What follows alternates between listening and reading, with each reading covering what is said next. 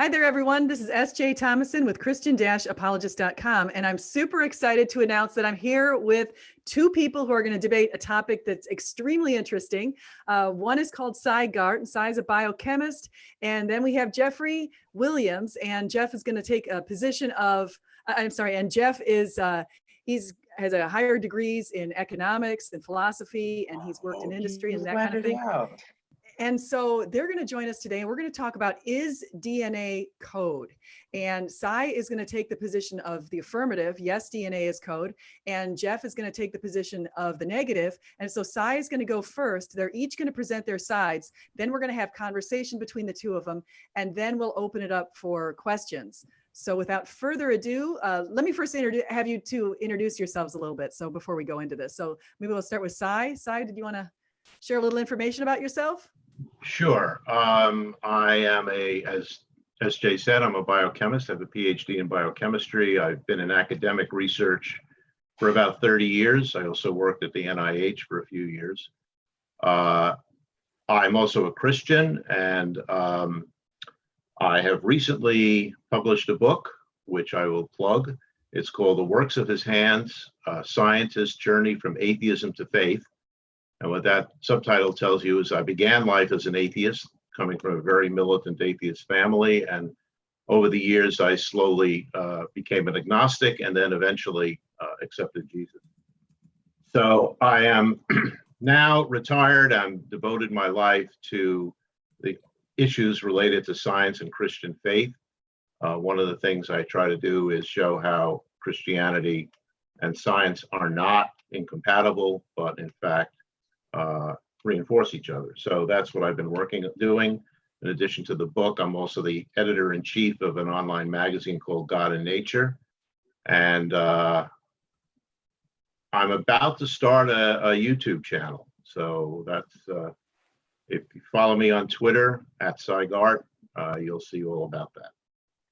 That's wonderful. And I was in that group of people who responded to your query of whether or not you should start a channel. I was one of the 93% who indicated, yes, you should. So, yeah, and it was about 1,200 votes, if I remember right. Yeah, so a lot of votes. A lot of people pitched in, yeah. So I'm going to go ahead and put links. I just pulled the link to your book. I'm going to put links to your book, and I'll put links to both of your Twitter names on the description. And if you, when you do get a YouTube channel, I can also update this with the YouTube channel. And if you have a YouTube channel, just let us know that, and I can certainly put that in here as well. So let's go to Jeff. Jeff, would you like to share some info? Well, yes, now that you've outed me, I generally present myself as a simple semi-literate biker, but you just mentioned my degrees, so that is blown. I've been a lot of things. I in my earlier years, I was a professional musician, played all the blues, jazz, and R&B clubs in Chicago. Went to University of Chicago, graduate and undergraduate, studied both philosophy and economics. Ended up in graduate school in the Committee on Social Thought, where I combined those two. My advisors, you may have heard of these guys. They won Nobel Prizes. I studied with Milton Friedman, and most of my study was with Saul Bellow, because he and I shared a fascination with Martin Heidegger and with Nietzsche, and that's really where my major study was. Since then, I could have had a tenure track position, but I decided to go for the money instead, and went with the largest consulting company firm in the world. Ended up building and running a global financial management practice. Retired a couple of years ago, and now mostly I'm a pest on Twitter, but I am writing things also. I don't have a YouTube channel yet, but I'm going to have one. Right now, I do have a blog, and it's only been there a couple months, but it's doing quite well. And that is toolateforthegods.com, which comes from a poem Heidegger had written. Wir kommen zu spät für die Goethe und zu früh für das Sein, das ein angefangenes Gedicht ist der Mensch. Which means we've come too late for the gods, but too soon for being, whose just begun poem is man, which is goes to the core of what I believe. Okay, that seems Okay. fair enough. And so I'll actually link to your blog too. And I Thank just you. put the link in there to Sai's book. And so, and I know Sai actually has a blog too. So I'm going to actually go pull up both of your blogs and link those. And so without further ado, let's go to Sai, Dr. Garte, and he's going to present a case on is DNA code? Okay, thank you. So I think this discussion we're having now stems from a actually it actually originated with SJ, who posted on Twitter a link to a little video clip that I made some time ago, where it was very short and it just said that DNA is a code, and the idea that it isn't, I found troubling, and I'll get into that later in a minute. So at that point, Jeffrey responded with arguments against that idea that DNA is a code. And we had some back and forth on Twitter, and eventually Jeffrey challenged me to a debate. At the time, I couldn't do it, but I mentioned that I would be able to do it in January, which is now here. And so we have agreed to do this. We're probably going to have, I don't know if it'll be a formal debate. I think we've decided it's going to be more of a discussion. We'll see how it goes. So I think this whole question of whether DNA is a code or not could be, the whole issue could be broken into two different types of arguments. One is fairly trivial, I think, and the other is not at all. It's actually quite serious. The more trivial issue is the fact that scientists and philosophers speak different languages, and I think we all know that. So that the idea of whether or not the genetic code is truly a code is not in dispute in science. We use the word code to, well, I'll get into that in some detail in a minute. Whereas I know that there are some philosophers who dispute the idea that the genetic code is a true code because it's actually composed of physical molecules and not an abstract means of communication.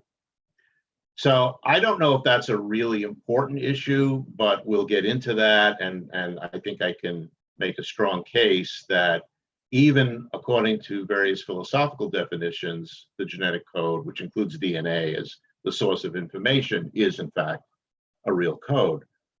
The more substantial, I feel, the more substantial issue is somewhat different, and it has to do with the motivation behind saying that DNA is a code or is not a code.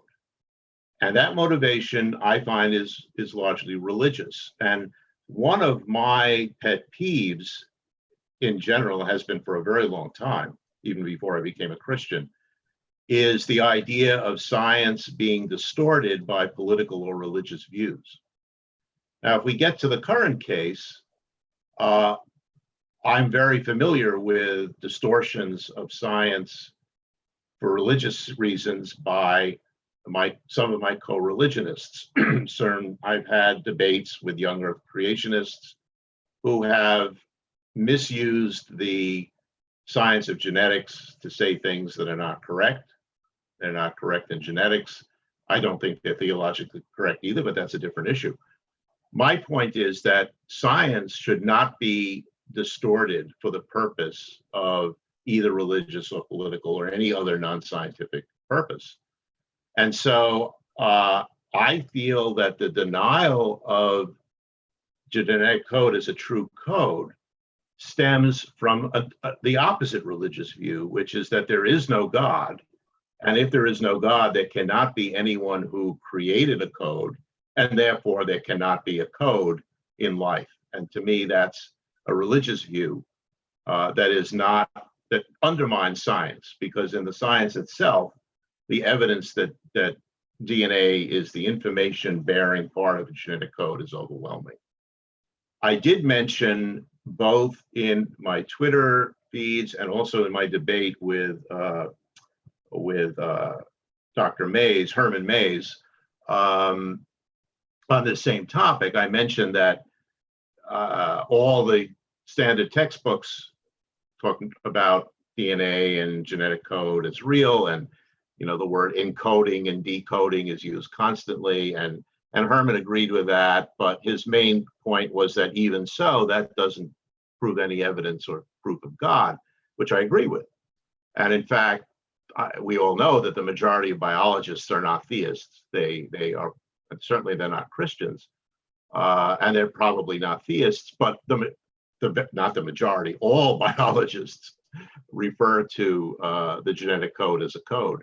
So it isn't necessary to say, if you saying that DNA and the genetic code are real codes, you don't have to posit a creator. That's the first thing I want to say. Now, let's get to the actual topic. And I would like to quote from a blog post, I believe, Jeffrey, that you wrote in response to the video clip that I made. And it's a very interesting post. And a few lines I want to read first, I completely agree with. You say, semiotics customarily describes code as a set of symbols operating under a set of rules that stand for another object for the purpose of transmitting information. This entails an encoding process, transmission, and a decoding process. That is absolutely, I agree with that 100%. And that's exactly what the genetic code, starting with DNA, does. You unfortunately then say some other things that are not true, that are certainly not correct. For example, you said genes do not encode something that is then transmitted to a decoder. Rather, nucleotides are simply molecules that do what genetic material does, reproduce. That's wrong. And the reason it's wrong is because while it's true that nucleotides are the subunits of DNA and that DNA does reproduce or is reproduced, doesn't do it by itself, the fact that the statement that genes do not encode something that's just wrong. What genes do is they encode the structure of proteins, which is why we have the proteins we have. And it is transmitted to a decoder. That information is transmitted directly through chemical processes. True, it's not through language, it's through a chemical process, but it is absolutely transmitted and decoded. It's decoded by the ribosome, it's transmitted by RNA, it's translated. In other words, the information, the DNA, is translated from nucleic acid chemistry into protein chemistry by a set of molecules that includes transfer RNA and an enzyme called aminoacyl tRNA synthetase, which is able to translate the information from one type of chemistry, nucleic acid chemistry, to a totally different kind of chemistry, protein chemistry. And that signal is then received by the ribosome, which includes a molecule called messenger RNA. The messenger RNA is in fact a messenger that brings the coded information of DNA to the ribosome, where it meets up with and binds with the tRNAs that carry the amino acids that make the protein. It's an absolutely beautiful, highly complex, stunning process, which is biochemical. It obeys the laws of chemistry and physics, but it is everything we want in a code. It has information, it has, which is coded, and that code is moderately arbitrary. In fact, it's arbitrary. In other words, the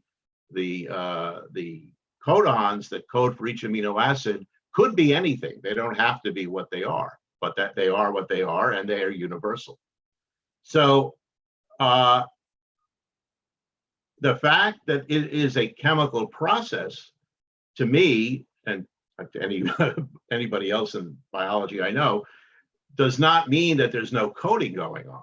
Because if you look at the genetic code, and there are tables of genetic code, you'll see, for example, that the three nucleotides, AAA, which form a codon, every group of three nucleotides is a codon, always and only stands for the phrase, put a leucine here, if I remember correctly. I don't know. I don't have the genetic code memorized. I think AAA is leucine. And that there's nothing about AAA that suggests leucine, just as there's nothing about the word dog that suggests an animal that barks, etc. Or the word tree that suggests a very tall plant made out of wood. There's nothing that connects that. So it is a purely semiotic code in the definition of semiotics. And I'm going to stop here and just ask Jeffrey what he means when he says that it's only a metaphor and is not a real code. Okay. Did you mean that as a question while you're still going to go on, or is it my turn? Because that's what I meant to discuss. I'm done. Okay. For the opening. Thank you. No, and thank you. That, I mean, that was enlightening, your explanation of the process. In fact, I wanted to go into that when I talk in a little bit more detail, and we're going to explore a little bit more deeply. Is it a code or isn't it a code? But I want to back up because you said something interesting about that code. There's an irony here, because thinking of DNA as code can be seen as scientific reductionism, which in fact, people who promote intelligent design typically are not those who look for scientific reductionism. Yet taking something as mysterious as genetics and turning it into a code, in fact, is. But yet we have the theists who believe in intelligent design taking the reductionist view. I'm not a scientist, I'm a philosopher. I don't go along with scientific reductionism either. There's mysteries that science doesn't penetrate, but what is at stake here is, if there is a code, there has to be a coder, and there has to be somebody who designed the code, the whole system, the codes and the system. And that is what you left out in yours. And without that, we don't really have a code. We have a natural process. Let me turn to metaphor, because what this is really about is the use of metaphor, and in this instance, the use of code as a metaphor. Metaphor is used in science all the time, and I'll get to that, but what is a metaphor? A metaphor is combining or comparing two different things that overlap to a degree that help. In all cases, what it does is it looks at, it translates between what is kind of overwhelming, very difficult to describe or understand, into something that's easier to understand, and that's the reductionist step. And there are two ways this works. There's a poetic metaphor, and what that does, it goes in one direction. It looks at something overwhelming, indescribable. I mean, what it does is it takes something simple to give an impression, give an inkling of something that's indescribable, where science works the other way. An example would be in Bob Dylan's song or poem, All Along the Watchtower. And he won a Nobel Prize. He's a pretty good poet. It's an amazing poem. We have a metaphor of a castle. Within this castle is decline. The only honest people are the Joker and the thief. Everybody else thinks life is a joke, and it's all about to collapse. And those are the only two who know it. So that's a metaphor for Western civilization or American civilization. And the very last verse gives you a poetic metaphor for the calamity that we face, where it says, outside in the cold distance, a wild cat did growl. Two riders were approaching, and the wind began to howl. Now, those things aren't meant literally, but when read right, they give you a vibration. It's like, my God, that's it. Those things are symbolizing things that we can't really put our fingers on. Scientific metaphor works the other way. We have metaphors like wormholes. We all know what a wormhole is, but try to actually comprehend that within a framework of relativity. So it takes something overwhelming, makes it something that you can easily understand. It's a wormhole. Or the Big Bang. We have no idea what physical conditions even existed a second before what we call the Big Bang. All we know is it probably was some kind of incredibly quick inflation of some sort. We know that because there was no atmosphere, there was no bang, but we know what a bang is. Well, we have the Higgs boson, which was called the God particle.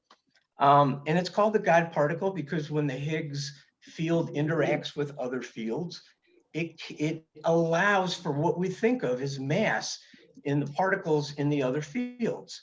And so because contemporary physicists can be somewhat whimsical, they called it the God particle. I remember reading articles by evangelists saying, see, scientists know that there's a God. Well, no, we think of God as bestowing being or existence.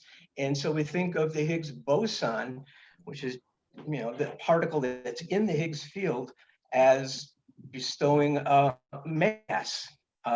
It makes something incomprehensible easy to understand. And we have something similar going on with coding. What we have is scientists like to reduce things to something that's easy.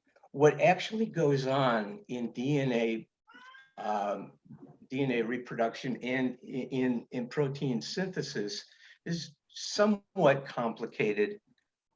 It's somewhat complicated chemistry is what it is, but it kind of looks like coding. And so that's a useful metaphor. It's a real useful metaphor as long as we don't take it literally, because if we take it literally, let's go back to the semiotic definition of code. There's 4 elements to it. You read off what the definition was, and there are 4 elements. The first element is creation of a system of symbols and system rules. If we have a code, we have to have somebody that created the system and system rules. Then we have an encoding process, which is somewhat like when RNA is created within the cell. We have the RNA polymerase attaches to the gene. It creates a strand of RNA, and that strand of RNA. So you can call that encoding, but it's not really information. And I'm going to talk more about information later and what Alan Guth and Sean Carroll have to say about that. But you can think of it as information, but it's not. It's the results, the physical. It's an actual physical thing that resulted from controlled, defined chemical processes. I mean, if you think of what DNA is, it's not this magic encoding box. It's not this mysterious thing with alien codes on it. It's a polymer. It's just a polymer, just like starch is a polymer. But instead of all these units or monomers of sugar or carbohydrates, what you have are 4 different nucleotides.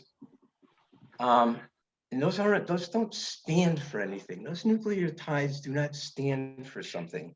When you talk about the AAA, saying, in the codon, when we're actually producing the protein itself, it doesn't say, all right, we're 3 A's, so you're going to make leucine. It just simply does it because chemical laws make it do that. It's a process. It's not information. We're not taking a plan here, although the metaphor works this way. We're not going into the nucleus and decoding information and then taking that information to the ribosome, decoding it to turn it into a protein. That's more of a manufacturing process. In fact, the two metaphors get confused because we can, often it's thought of as a code, but on other times the DNA is thought of as a blueprint. It can't be a code and a blueprint unless we have some sort of biological superposition where it can be either one until you look at it. But it's the same thing going to the ribosome. You can call that translation, but it's really a fabrication. It's a factory. It's a protein factory. Oh, I feel inside. Hang on one second.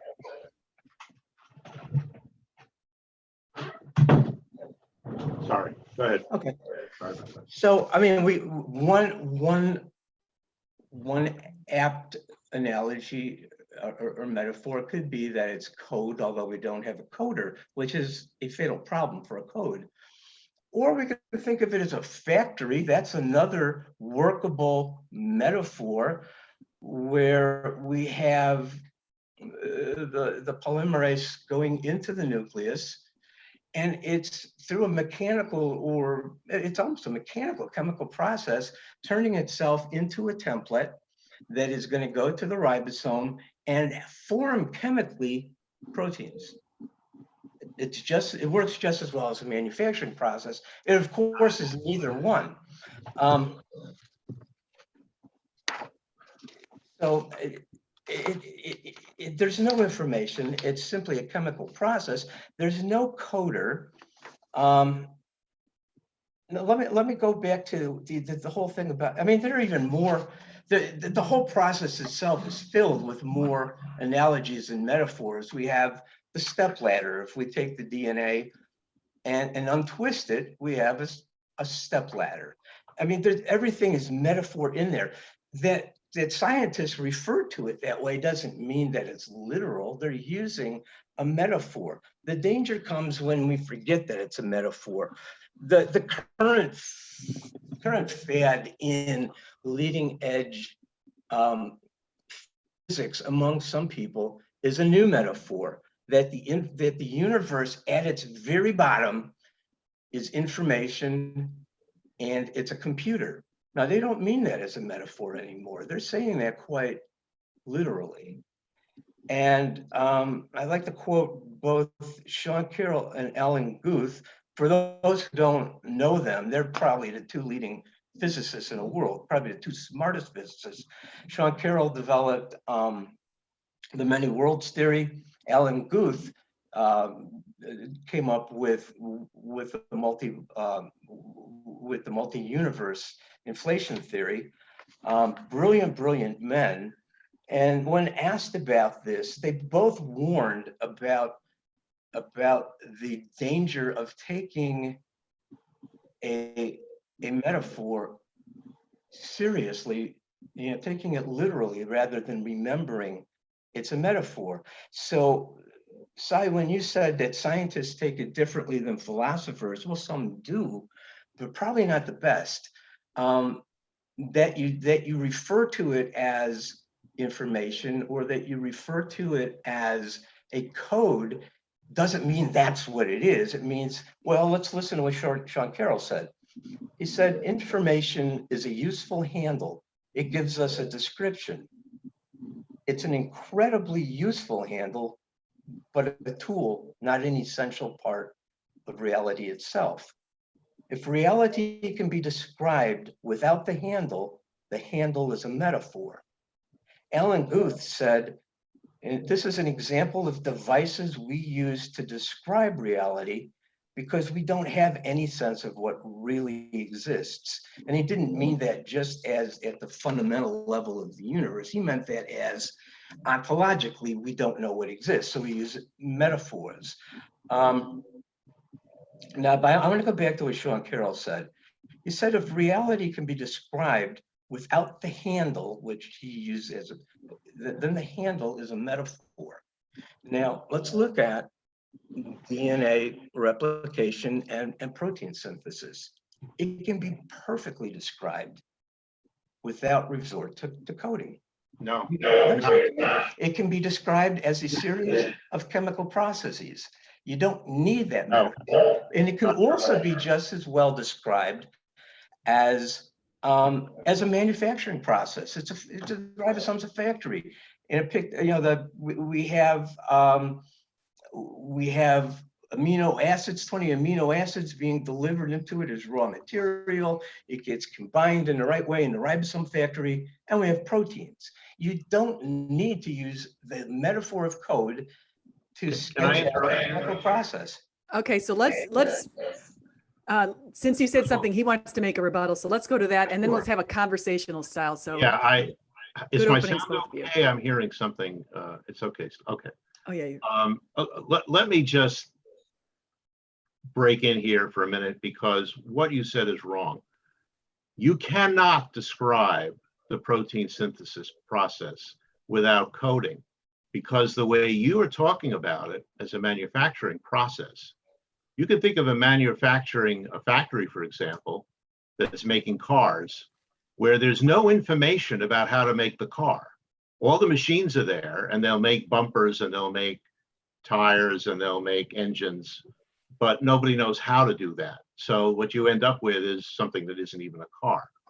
And if you do not include coding in the process of producing proteins, what you could end up with and this may be the original beginning of the process, you could end up with proteins that don't do anything, because the only way a protein functions is if it has a very specific sequence. And the only way it can have that sequence is if that sequence is coded for from the information in DNA. So I have to stop you when you say something that's biologically, scientifically incorrect. And that's one of them. I know that you're the biologist, but I think you're incorrect here. I think you are still reverting. Let me finish. You're reverting to the code again, but there isn't anybody who's reading that code. Let me finish. Go ahead. It results in a sequence because chemically it had to. There wasn't in the same thing. And there's nobody in the ribosome who's looking over this, understanding it either. It's each individual unit that is bonding to another unit in a chemical way predetermined. Now, the problem that we keep evading here is if it's a code, it needed a coder and it needed a coding system. Let me answer that one. But let me finish my point. And Okay. then Well, wait, maybe we should do this let's do this as a timed response, because I think, Jeff, I think you might have had a little more time than cited in the opener. And you said that several times, and I would love to respond to it, because as you do agree that most biologists are not theists, and they still believe that there's a code. So what do they think? They're reductionists. No, Yes. I don't want to talk about reductionist. Okay, we'll get to that later. If I were not a theist, and I wasn't a theist until moderately recently, when I was a biologist and I was learning about, the genetic code, I knew that there was a coder, and so did my professors, and so did all other biologists. The coder and the thing that codes and decodes is evolution. Because one very strong idea about how the genetic code began, not one that I happen to believe in now, but that's a different story. But there's no problem with understanding that the genetic code is a true code if you're not a theist and you don't believe in God, because the coder, the way the code developed was not by an intelligent agent who said, I'm going to use this to mean that. It developed through a process of evolution. And there are many people working on the evolutionary background of how the genetic code developed. We don't know the answer yet. It's not clear. I personally, as a Christian and a theist, actually believe that it was a designer and a coder, but you don't have to. That's what's really important. You don't have to deny the scientific fact that the genetic code is a true code, or that DNA actually contains information, no matter how you want to describe it. You don't have to deny any of that to deny that you believe in God. You don't have to believe in God to believe that there is a code and that DNA has information. That's the most important thing I want to tell you. if you can now agree with that, I know that you're an atheist, and I know you don't think God is around to make the code, fine. But that does not allow you to dispute biological facts that have been studied for decades, that has led to a consensus of views about how proteins are made. That is a truth. That is a scientific truth. And if you can find me a biologist, I'm glad you quoted Sean Carroll, who I respect and admire, but he was not talking about biology. He was talking about different metaphors. And all the other metaphors you mentioned are really metaphors. A big bang was not a bang, okay? We know that. The Higgs boson, was not made by God or whatever, fine. That doesn't apply to the issue of the genetic code as a metaphor, okay? The genetic code is not a metaphor, it is a process. You've made that assertion over and over, but not told us why. In fact, I think you just made my point for me. Yes, I absolutely, the genetic, we call it information because but the genetic sequences are a physical result of evolution. That happened. Okay. We can all agree on that. And if you look at it, it can be explained chemically, and it came about through evolutionary processes. Certain codons or certain base pairs, certain genes provided adaptive advantage and stayed as part of the gene. It's part of the genetic code. Others didn't, and they fell away. I mean, if you look at the human genome now, 90% of it is junk. No coder would produce a code with 90% junk and keep his job more than a day. Now let me finish. You keep asserting as scientific fact something that's not scientific fact. In fact, science doesn't determine what a metaphor is. Science uses the metaphor, and if you look at what Guth and Carroll were talking about here, it is in fact the same thing. Information does not exist outside the metaphor. Physical processes do. And despite your denial, DNA reproduction and protein synthesis can be described on a board through chemical, physical processes that obey all the chemical, physical laws, and you need nothing else to explain it. There it is. You can think of it as a code, but it's not a code. For the biggest reason is there's no coder. There is no code. You just admitted that evolution can be the coder. No, I didn't. I did not. It does something essentially different from coding. Let's do this. Let me just break in here for a second. What I think might work here is if since you each presented positions, you each presented counter positions.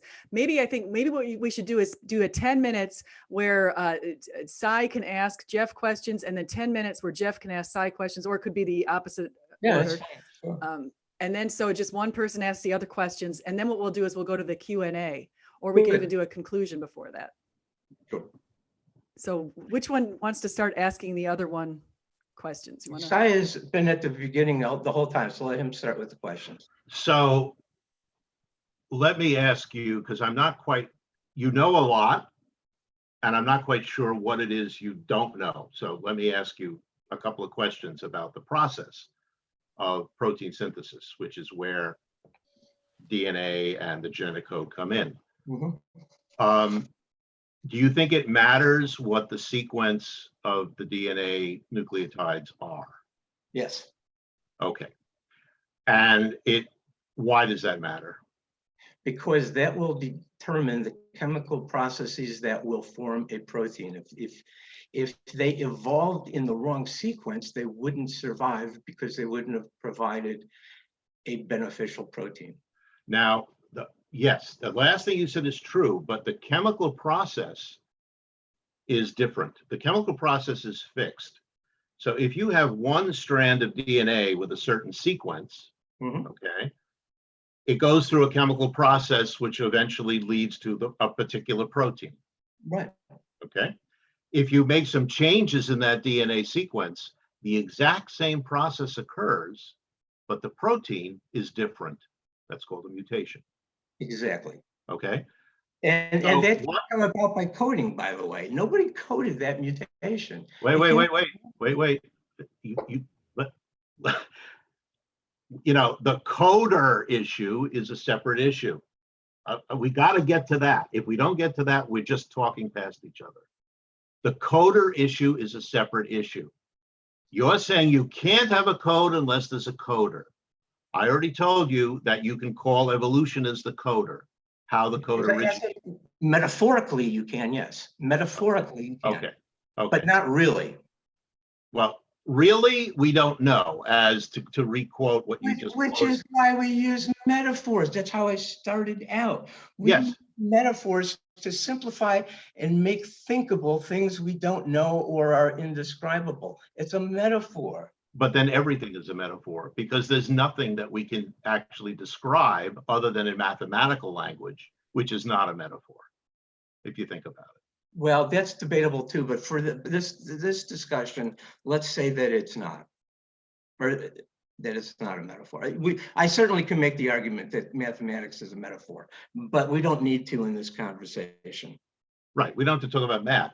But my point is that when we say that DNA encodes the information, or sorry, that the genetic code is a code that uses information in DNA, which is then translated and used to produce the correct protein, there is nothing different from that process than the process where somebody says, I'm going to write the letters TREE and give it to somebody else who's going to look at that and understands that that means a large wooden plant outside my house.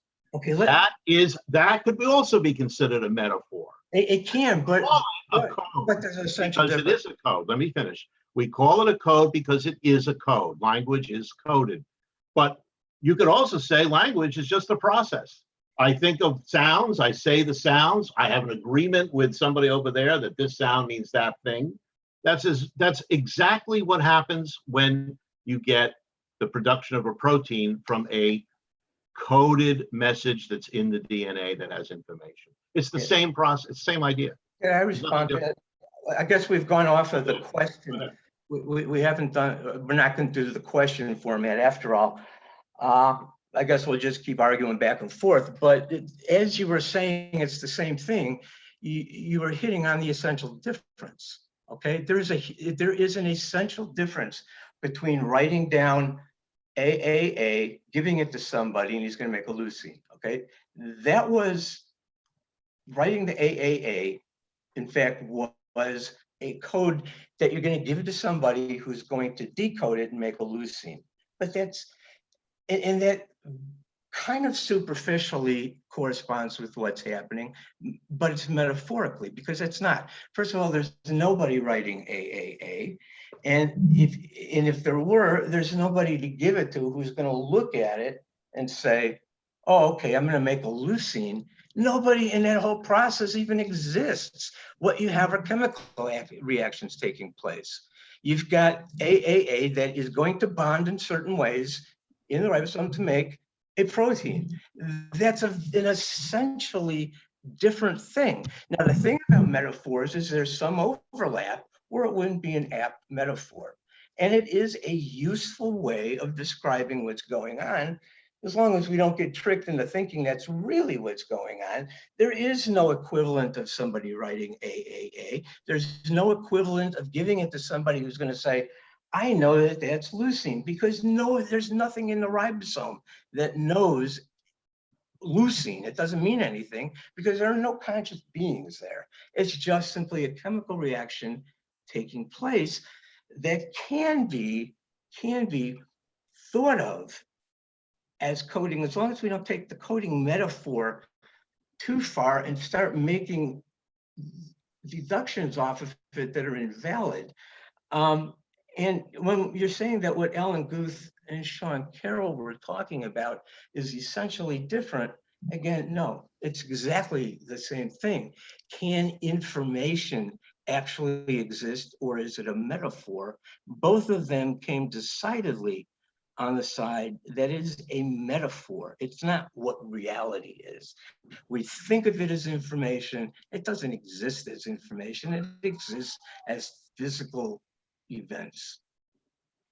Well, I So mean, in a way, I could say that that at least is consistent. If there's no real such thing as information, if information is only a metaphor and is not a real thing, then yeah, then DNA contains information of that type. That's only a metaphor and not a real thing. However, that view is, I think, in a way, it's the ultimate reductionism. It's reductionism to a point of being not able to understand anything.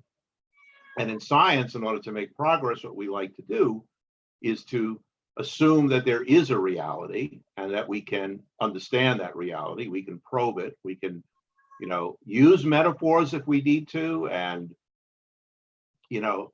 people have called the genetic code a metaphor, but what they don't say is it's only a metaphor. It's not real.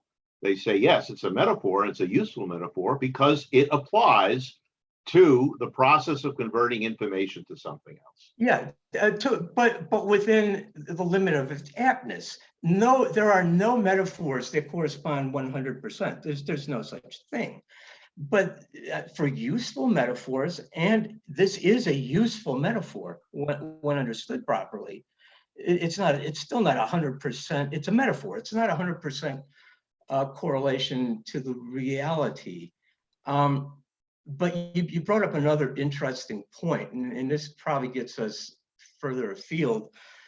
But the people, this is something that both Guth and Carol talked about, is quantum field theory, quantum mechanics points to a chaotic world that maybe we can't really understand scientifically. I mean, to a certain degree we can, but it comes a point where it all breaks down. That's right. And theists don't like that, but there are also scientists of an older mode who really don't want to give up the idea that science will one day fully understand the universe and put it in a formula we can put on a t-shirt, as my old friend Lederman said. I actually knew him when he was in Batavia. So what they want to do is reduce, all of this is reduction, okay? They want to reduce the universe to information and information processing because that can be understood. What Guth and Carol say is, yes, you can, that can be understood, but what you're understanding isn't reality. Reality goes deeper. Okay, science is. I agree. Right. Well, then we're in agreement. I agree with you. But then maybe we leave it there. No, I mean, I agree. I mean, the only thing I don't agree with you is your comment that theists don't like that. I'm a theist, and I absolutely like the idea that we don't understand all of reality. I think that reductionist science is bad when it's taken too far, as you would probably say. Agreement there, and you're a rare theist though, because so many that I encounter claim that the world is this precision clockwork made by an all-knowing, all-powerful God, and we should marvel in its perfection. And I know a lot of theists. I argue with theists all the time, and I run into that all the time. You have a much more nuanced view of that than most theists, and one in which I agree. I'm in the odd position.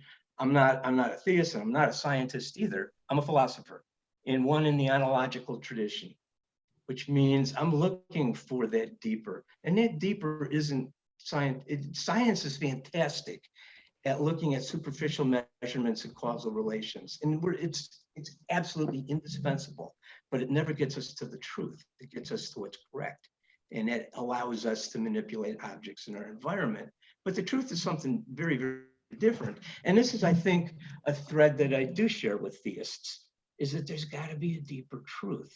Yes, And I absolutely. fully believe that, but we know that by what the world presents us in our path. Let Let me me- just interrupt for a second and tell you that the first chapter after the introduction of my book is the title, The Irrational World of Modern Physics. Okay, so that tells you where I'm coming from. I don't mean it's mathematically irrational, but it's not something we can make sense out of when we talk about quantum theory. So I completely agree with what you're saying. Right. However, the subject of this discussion on the genetic code, there is a degree to which, if we want to do anything in science, and that includes physics and biology and any other science, is we do need to make some forms of reductionist, attempts to explain things. That's what science does. That's right. That's what science does. So even though I am maintaining that it's a scientific reality that we have a genetic code which acts as a code, I also agree that when we look at the details of how biochemistry works, and we can explain it, we can explain all the mechanisms, we can explain how tRNA binds to the amino acyl tRNA synthase, and so does the amino acid, and the enzyme puts them both together. Right. It's amazingly beautiful, but again, it raises more questions than it answers, and that's It always does. always Always does. always true in science. So, and then you have to ask that, why is that true? If we could reduce everything in reality to scientific investigation, we would end up with answers that don't have questions, and we never find that. No, it never will, because Never will. as I said before, science looks at things ontically. It looks at superficial measures and causal relations, which are important to know, but it tells you nothing about the essence of anything. Exactly. And our reason, our mode of thought as reason is a very recent evolutionary development in people, and it wasn't meant to tell you the truth. It was meant to survive in the savannah. And Correct. within the very narrow Newtonian range, it works incredibly well. But you get bigger into relativity, it doesn't work anymore. You go lower into quantum fields, it doesn't work at all. That's right. And that's because we don't, our band of understanding is so incredibly thin. And through science, we're not going to penetrate those depths. There's another mode of thought that we need to do that. And to me, that's poetry and philosophy. That's how you get there. Interesting. I was exactly where you were, and then I decided that maybe the other way to go is through theology. But that's where we differ. But otherwise, I agree with everything you said. And there's a certain symmetry there, because I was a devout Lutheran and realized I'm dealing with metaphysical suppositions with no basis in anything. So that's where I went the other direction. Let's find out being and what actually exists. Whatever the essences are right here in this physical world. And we describe it metaphorically through science, but there's a reality down there that you can't get to through science. Philosophy, poetry, music, you can. Listening to Beethoven, you'll get a much more profound truth than you will reading the theory of relativity. I completely agree with that. That's true. So Hey, funny. let's go to some questions, because I've got a few questions here for you guys. Are you ready to do that? Sure. All right. Give me hold on one sec. Hey, Okay. Stephanie, I'm dry as a bone. I just want to get some water here. Okay, no worries. So I've got a few questions lined up from some of the viewers in the chat. The chat seems to be going pretty actively. People are going back and forth. I would just piggyback on some of the points that I heard both of you say. I think both of you appreciate the idea of both philosophy and science. That seems pretty clear. So you're coming from the scientific perspective, appreciating philosophy. He's coming from a philosophy perspective, appreciating science. But you both realize that both are needed to give a better explanation of what's going on in life. Right. So I think that's good. Okay, so I've got a question. Oh, so here's a question from Moshi. Moshi MYY says, what scientific data do they use to support their beliefs that evolution made DNA? Thank you. Yeah. How you doing? I know him.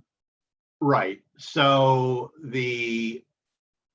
there is very little evidence at this point for the origin of DNA and how it began through evolutionary methods. I personally do not agree that I believe that the origin of life, the origin of information, and I think Moshe should know this because I've actually said it a few times on other chats. I believe that that's the work of the creator. Now, that's not a scientific view. That's a personal theological view. But it doesn't dispute anything that science says, because I don't have any views that go against what I know to be true from science. But science doesn't say anything about the origin of DNA at this point. People are working on it, but there is very little actual data. So that's the answer to your question there. Could I add just one thing to that? Over the last, I mean, abiogenesis would be a whole nother show in itself. Another topic, right? But there's been a great deal of breakthrough in the last 3 years. Now, we don't know the answers for sure, but answers are beginning to be discovered. And the way I look at it is just the opposite. It does seem plausible that there is going to be an abiogenetic explanation for this. And that seems much more likely to me than saying there's this metaphysical God somewhere who designed all of this. That to me seems extraordinarily improbable, to the point where I've rejected it a long time ago. On the other hand, there are promising avenues in abiogenesis. We'll see how it plays out. Okay, so that's fair. So let me go to another question. I've got Joker Face says, if DNA is code, can it be hacked and recoded? If so, then wouldn't that person be God? Well, the answer is yes and no. DNA is hacked and recoded all the time. It's hacked by viruses that insert elements into it and change the meaning. It's hacked by retrotransposons, which do all kinds of things to the sequence. It's hacked simply by natural processes like radiation, which cause mutations. So you don't have to be God to change the DNA. Well, and there's also resplicing now. I mean, man can. Yeah, exactly. And we do it. Yeah, we do it in the lab. So I've done it. So, yeah, hacking is easy, but that's. As long as we think of hacking as a metaphor. In that case, I agree. So actually, that brings us to a question for Jeff. From Slam RN. She's got two questions here. One of them is sentence a metaphor? And what is your definition of code? So those are for Jeff. Okay, well, I started out with that, but I can certainly repeat it. In fact, I mean, it's not my definition. I took it from standard semiotic textbooks. But a code is,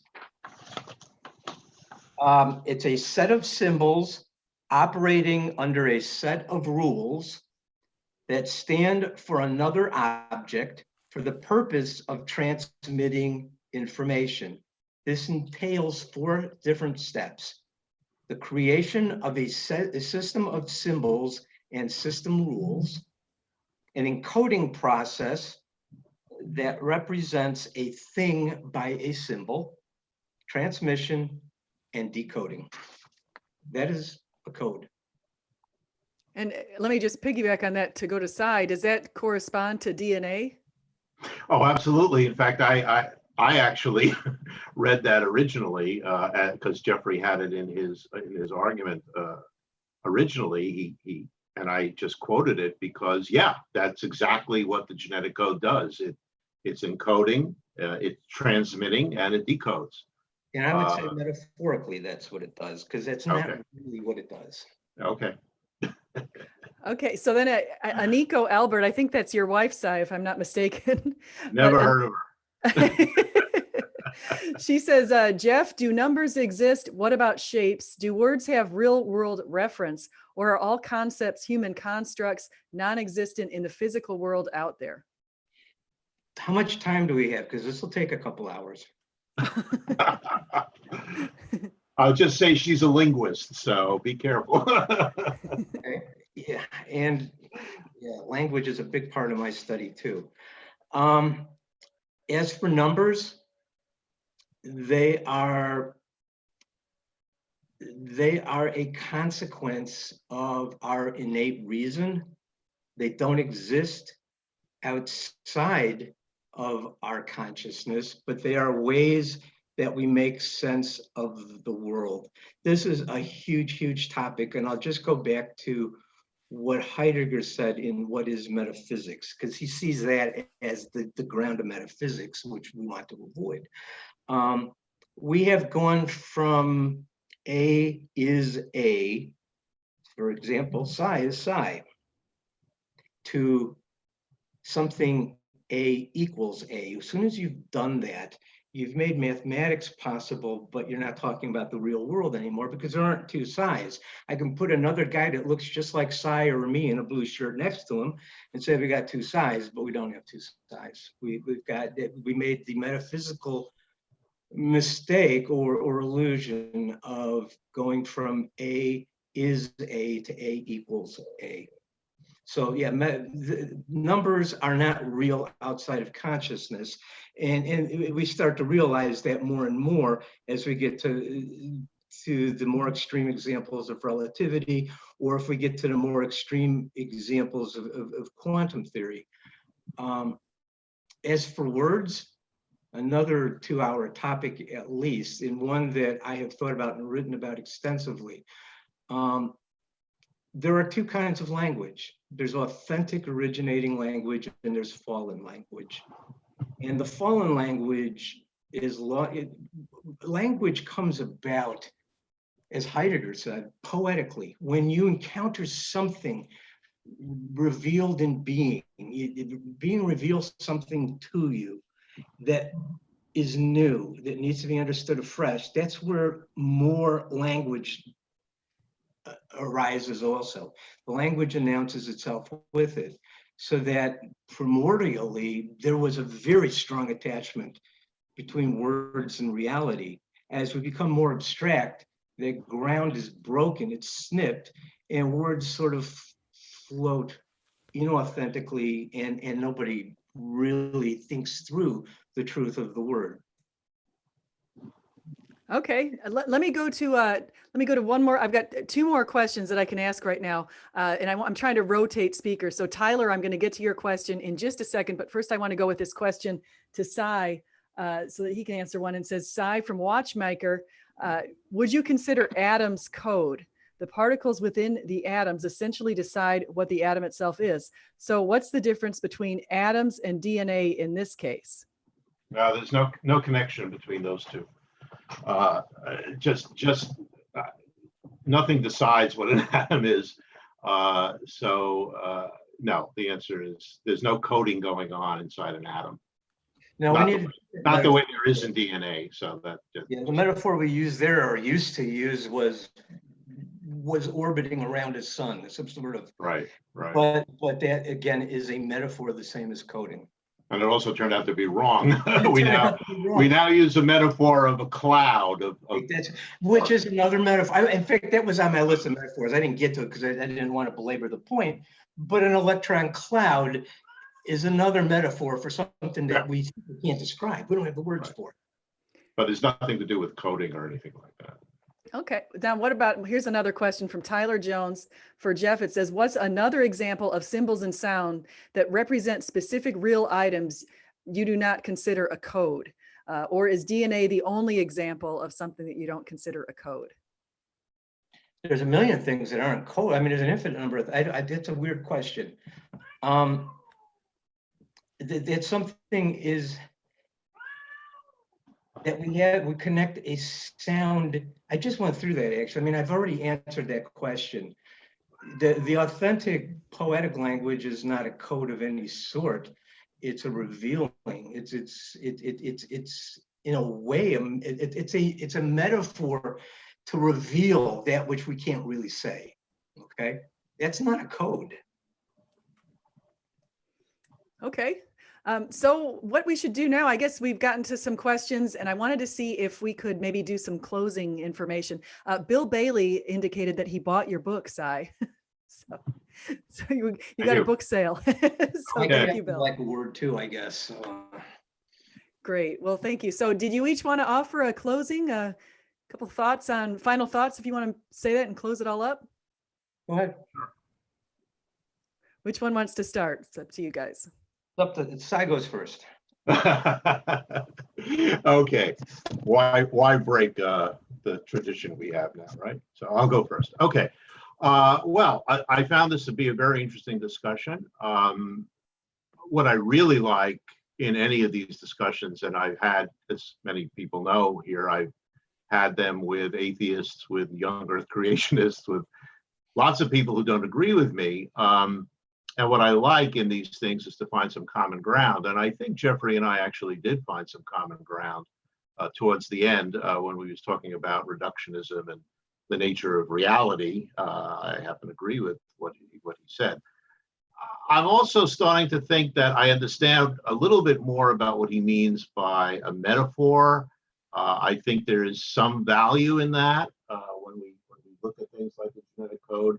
But the key point that I wanted to get across is that the nature of, I mean, I studied biochemistry. I worked in biochemistry and molecular biology for my whole research career.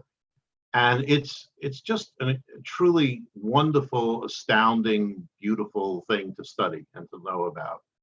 And I strongly suggest that anyone who's interested in this subject and who's listened to us, go a little further, take a look online at, and just look for, translation, protein synthesis. Take a look at that process put out on any video you find, any source of information will show you pretty much the same thing. Look at this enzyme like aminoacyl tRNA synthase. Look at how these things all work, and just get a sense for the incredible beauty of, admittedly, chemical processes, but they're chemical processes that only go on in living creatures. And one of the things that I love about life is that these chemical processes can occur to a degree that doesn't occur anywhere else in the universe. And I think that's something of great majesty. And Darwin said there is grandeur to be found, and I agree. And I think that in my view, as a Christian, I think all of this is testimony to the grand majesty of the creation. But anyway, whether that's true or not, whether you believe that or not, the fact of the beauty of life, living processes is something you can't deny.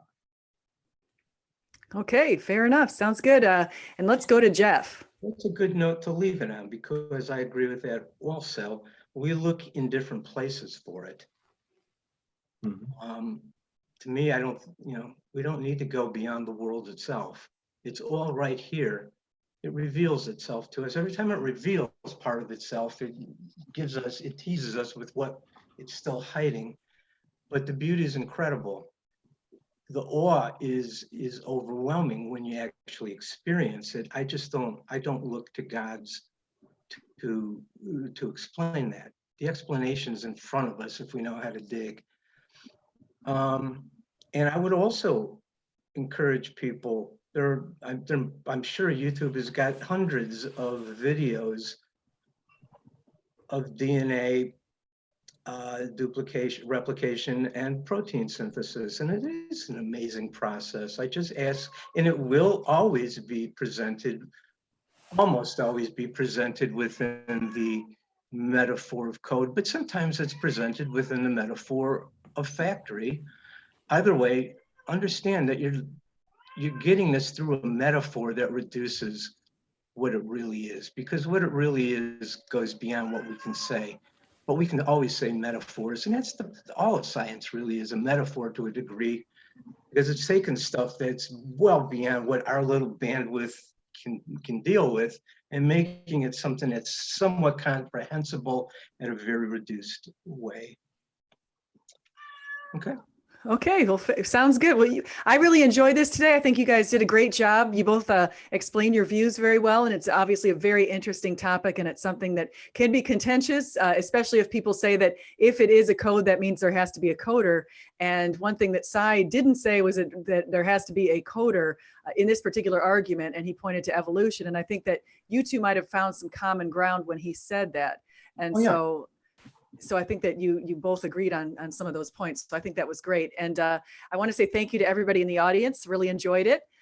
Please like and subscribe. And also, Jeff probably needs to let your cat out, right? No, he's very needy. All he wants is attention. Stephanie, thank you for hosting this. This took a bit to get going, and I apologize for all my obnoxiousness. I'm very practiced at it, but I'm actually not that way in real life. Thank you so much for hosting this. Oh, no problem. Thank you for both of you for coming on. I'll make sure I put links into your blogs. We'll make sure that we do that. I've already put a link into Cy's book if anyone wants to go ahead and buy that. It's called Works of His Hands, and he just published it. So that's it's becoming a well-selling book. So that's pretty great. And if anyone else is interested in coming on here, you know how to reach me. I'm at alwayslearning1225@gmail.com. You can reach me there or on Twitter at LEAD1225. Both Jeff and Cy are also on Twitter. So I'm going to also put links to that so you can reach them. Thank you. Okay. Great. Thank you. All right. So I'll go ahead and I'll end the stream. Thank you, guys. Thanks. Bye. Appreciate it. It's a good talk.